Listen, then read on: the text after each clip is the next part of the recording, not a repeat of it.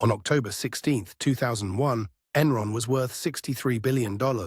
24 days later, it was bankrupt. This is the story of how America's energy giant pulled off the greatest corporate fraud in history, and how it all came crashing down in less than a month. December 2, 2001. At 2:45 a.m., Enron Corporation filed for Chapter 11 bankruptcy protection. In a single moment, $74 billion in shareholder value evaporated, 20,000 employees lost their jobs, retirement funds worth billions disappeared overnight. But here's what nobody saw coming. This wasn't just a business failure, it was the culmination of a decade-long criminal conspiracy that would redefine corporate America forever. To understand Enron's collapse, we need to go back to 1985. Kenneth Lay merged Houston Natural Gas with InterNorth, creating Enron. By 1990, under Jeffrey Skilling's leadership, they transformed from a boring pipeline company into a revolutionary energy trader. They didn't just deliver gas, they created markets for it. Wall Street loved the innovation. Fortune magazine called them America's most innovative company, 6 consecutive years. Their stock price soared 301% in 5 years. But Skilling had a darker vision. He convinced federal regulators to let Enron use mark-to-market accounting, a method that let them count projected future profits as current revenue. Imagine selling a 20-year contract and immediately claiming all 20 years of profit on day one. That's exactly what Enron did. In 1992, they reported $3.6 billion in revenue. By 2000, that number exploded to $100.8 billion. But something sinister was hiding beneath those spectacular numbers. Andrew Fastow, Enron's CFO, created something unprecedented, a web of 3,000 special-purpose entities, essentially fake companies designed to hide Enron's massive debts. These shell companies had names like Jedi, Chuco, and LJM. They weren't just accounting tricks, they were sophisticated criminal enterprises.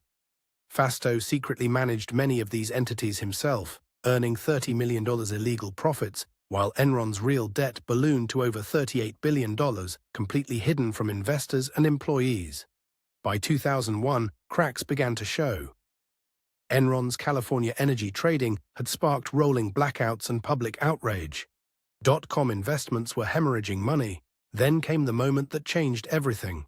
Rebecca Mark's disastrous $3 billion Dabhol power plant in India was cancelled. Enron couldn't hide the losses anymore. On April 17, 2001, during an infamous conference call, Skilling called a skeptical analyst an asshole for asking probing questions about Enron's cash flow. August 14, 2001. Jeffrey Skilling shocked Wall Street by abruptly resigning as CEO after just 6 months, citing personal reasons. Kenneth Lay returned as CEO, but the damage was done. Skilling's sudden departure sent a clear message to insiders. The house of cards was about to collapse. Smart money started fleeing. Enron executives began selling their stock in massive quantities while telling employees their retirement funds were safe. October 16, 2001, the beginning of the end. Enron reported a $618 million quarterly loss and a mysterious $1.2 billion reduction in shareholder equity related to those special-purpose entities. Wall Street analysts, who had been cheerleading Enron for years, finally started asking the right questions. The stock, which had peaked at $90.75 in August 2000, plummeted to $33.84 in a single day. But this was just the appetizer for the main course of destruction. The Securities and Exchange Commission launched an investigation. Arthur Andersen, Enron's accounting firm, began shredding documents by the truckload, a move that would ultimately destroy the 89-year-old firm. On October 22, Enron admitted the SEC was investigating those mysterious partnerships.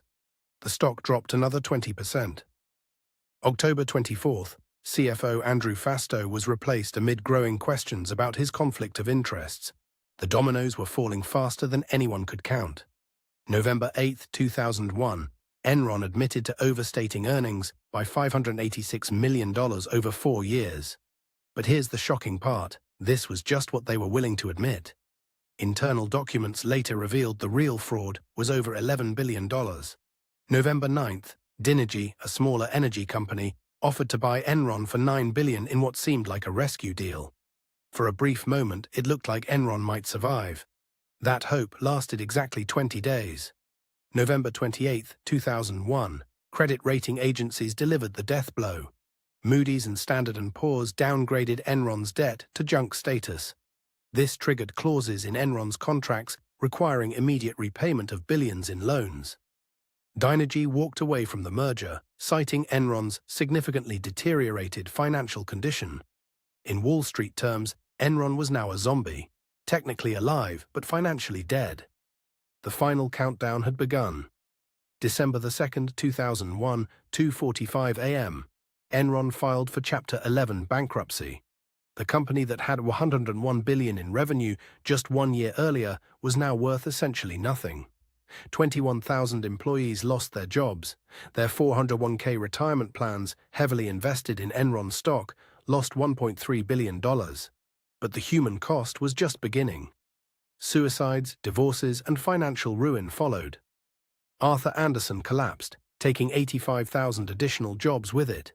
The aftermath was swift and brutal. Kenneth Lay died of a heart attack before sentencing. Jeffrey Skilling received 24 years in prison, reduced to 14 on appeal. Andrew Fastow served 6 years. The scandal triggered the Sarbanes-Oxley Act, the most significant corporate reform since the 1930s. But perhaps the most chilling lesson isn't about corporate greed. It's about how 20,000 people can lose everything, while the people responsible live in luxury for decades before facing any consequences. Enron's collapse wasn't just about accounting fraud.